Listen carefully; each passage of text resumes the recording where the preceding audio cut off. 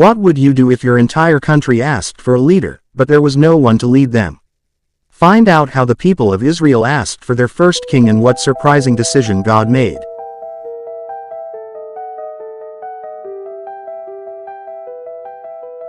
Once upon a time in the land of Israel, the people wanted a king to rule over them like the other nations. God listened to their request and decided to give them a king. At this time, there was a young man named Saul who lived in the tribe of Benjamin. Saul was tall and handsome, taller than anyone else in Israel. But he was not seeking to be a king, he was just an ordinary man doing his daily work. One day, Saul's father, Kish, lost some donkeys. Chapter 2. Imagine searching for something important, but finding something even greater instead. That's exactly what happened to Saul. Follow his journey as a simple search for donkeys leads to an unexpected destiny.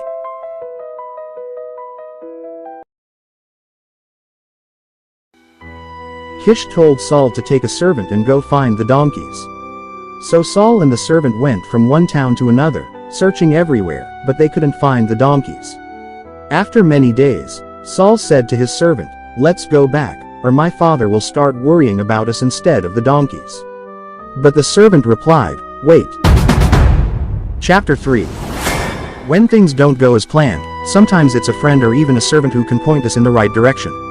Hear what Saul's servant suggested that changed everything. After many days, Saul said to his servant, "Let's go back, or my father will start worrying about us instead of the donkeys." But the servant replied, "Wait. In this town, there is a man of God, a prophet named Samuel. Whatever he says comes true. Let's go and see him. Maybe he can tell us where to find the donkeys." Saul agreed, and they went into the town to find Samuel. Chapter 4. What if God told someone about your future before you even knew it yourself? See how God reveals his plans to the prophet Samuel the day before Saul's arrival?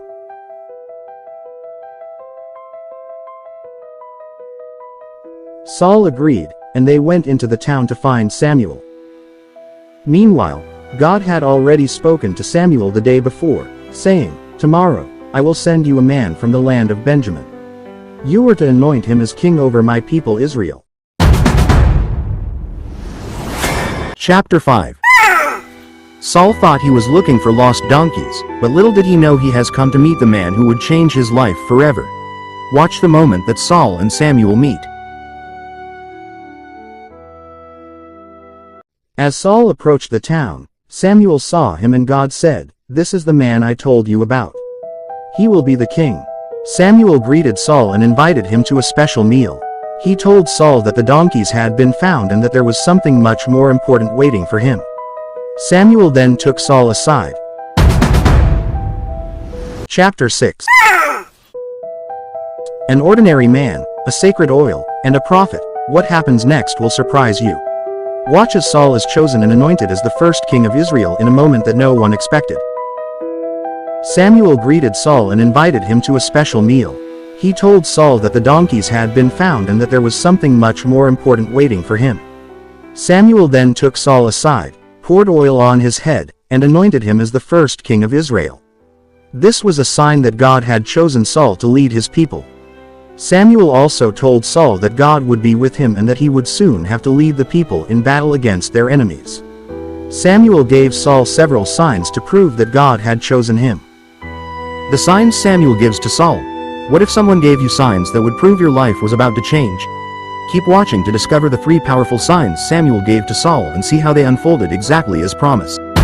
Chapter 7. Samuel gave Saul several signs to prove that God had chosen him. Samuel said that on his way home, Saul would meet 2 men who would tell him the donkeys were found. Then he would meet 3 men carrying goats, bread, and wine, and they would share their food with him.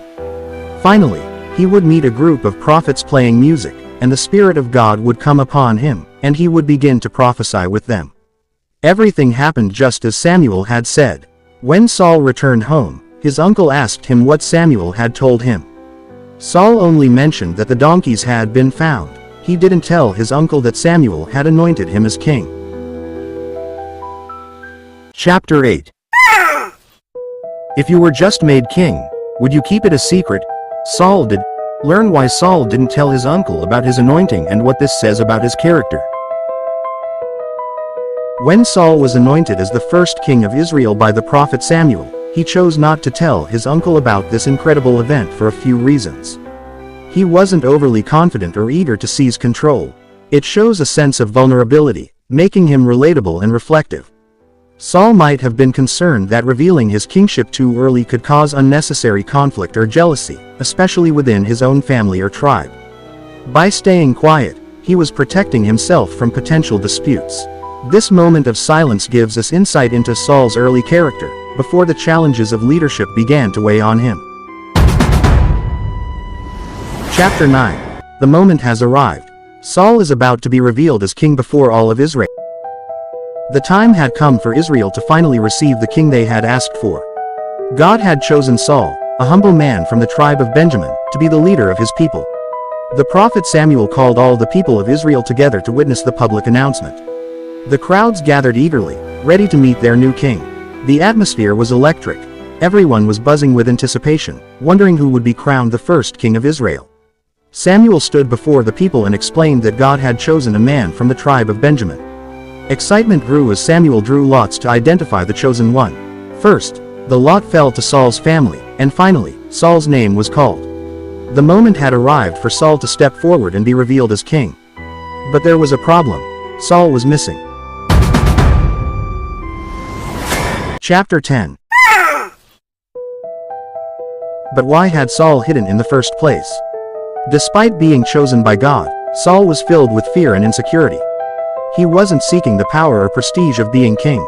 Instead, Saul felt overwhelmed by the responsibility and unsure of himself. Even after being privately anointed by Samuel, he didn't believe he was worthy or capable of leading Israel. The people looked around, puzzled. Where was Saul? How could Israel's future king vanish at such a crucial moment? Samuel, sensing the confusion, turned to God for answers.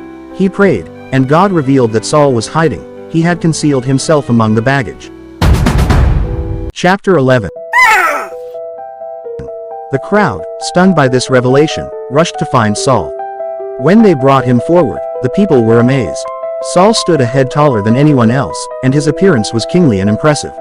Samuel declared, "Here is the man whom the Lord has chosen. There is none like him among all the people." The crowd erupted in cheers, shouting, "Long live the king!" Life lesson. This story teaches us that even the most unlikely people can be called to great things. Saul's hesitation reminds us that leadership isn't about seeking power but about being willing to step up, even when we feel unqualified. It also shows how God often chooses those who are humble and uncertain, rather than those who boast about their own strength.